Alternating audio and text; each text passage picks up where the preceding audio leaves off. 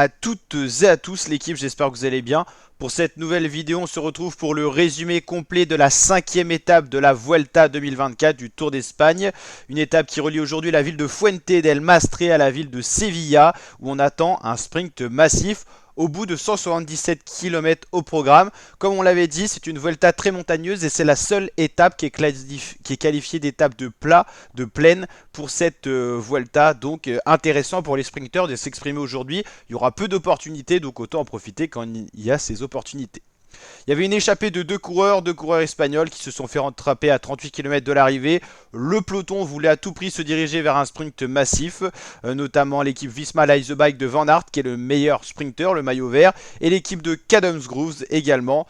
Voilà, ces équipes ont majoritairement roulé. On est à 25 km de l'arrivée, ça s'agite un petit peu parce qu'on a un sprint intermédiaire avec des points d'attribuer. Le voici, ce sprint dans la ville de El Algaba.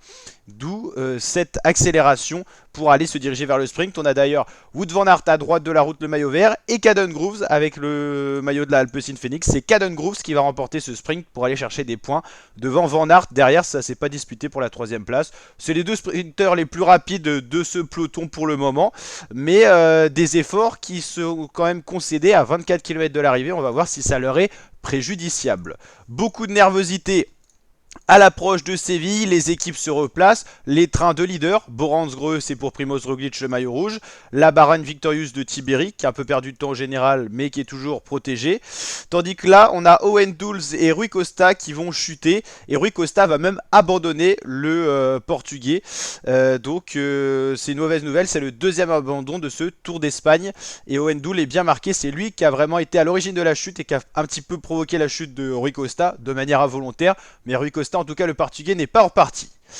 5 km de l'arrivée, les trains sont en train de se dessiner. Pas énormément de trains, il n'y a pas énormément de sprinters sur cette Vuelta. On attend un duel Van Aert et Cadence Grooves. On va voir si un autre sprinter est capable de se mêler à ce sprint. 2 km de l'arrivée, des coureurs sont distancés. Miguel Landa, un souci mécanique. On a vu beaucoup de crevaisons sur la dernière ligne droite de 3 km. Peut-être qu'il y avait des objets sur la route qui ont provoqué ces crevaisons. La DSM Firmenich, c'est pour Pavel Bittner, le tchèque. On a Cofidis avec Brian Cocard, il est tout seul le Brian mais il essaye de se replacer. Là on a un beau train pour Cadence Grooves qui va vraiment être emmené vraiment sur un fauteuil, et Van Aert qui a donc pris le train de Cadence Grooves qui est le train le plus puissant avec la DSM en tout cas en termes de coureurs. La formation Alpecin qui prend les rênes du peloton, ça va lancer Cadence Grooves, c'est Eduardo Affini qui va un peu mener à une zizanie un petit peu dans ce peloton. Il va lancer très tôt son sprint. Cadence Grooves lui est bien emmené encore, il va se retourner parce que son poisson pilote l'emmène. C'est Van Aert qui va surprendre un peu Cadence Grooves. Ça va être un duel Van Aert-Pavel Bittner, et on va voir qui c'est qui va remporter cette étape. Van Aert, Pavel Bittner, Cadence Grooves un petit peu relégué un peu plus loin. Enfin, Van Aert, Pavel Bittner et là Cadence Grooves ici.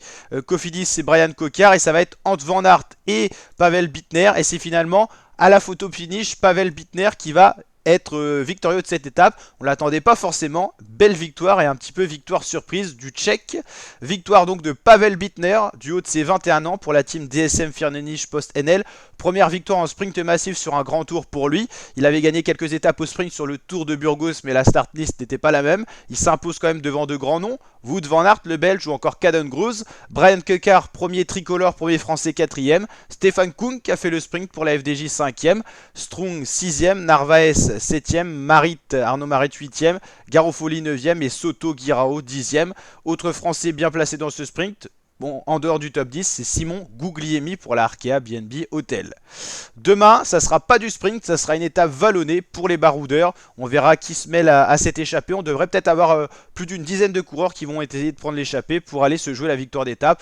Les hommes du général ne devraient pas trop mettre leurs coureurs, leurs équipiers à rouler pour une étape qui est quand même vraiment faite pour les baroudeurs, et une échappée de coureurs pas très bien placés au général qui devrait prendre l'ascendant et aller se jouer la victoire d'étape à l'Alto de la Aberras. N'hésitez pas à liker la vidéo si elle vous a plu, vous abonner, activer la cloche, et je vous dis à très bientôt pour de nouvelles vidéos la team. Ciao ciao.